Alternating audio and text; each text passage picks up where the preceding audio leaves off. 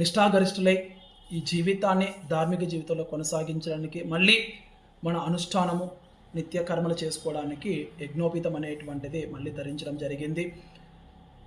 అయితే ఇక్కడ గత సంవత్సరంలో ఒక సంవత్సర కాలం అయిపోయేసి, ఎందుకంటే చాలామంది నేను నా అనుభవాలు చెప్పాలనుకున్నాను అంతే. బాప్తిజం తీసుకున్న తర్వాత ఎటువంటి మార్పులైతే కనపడలేదు.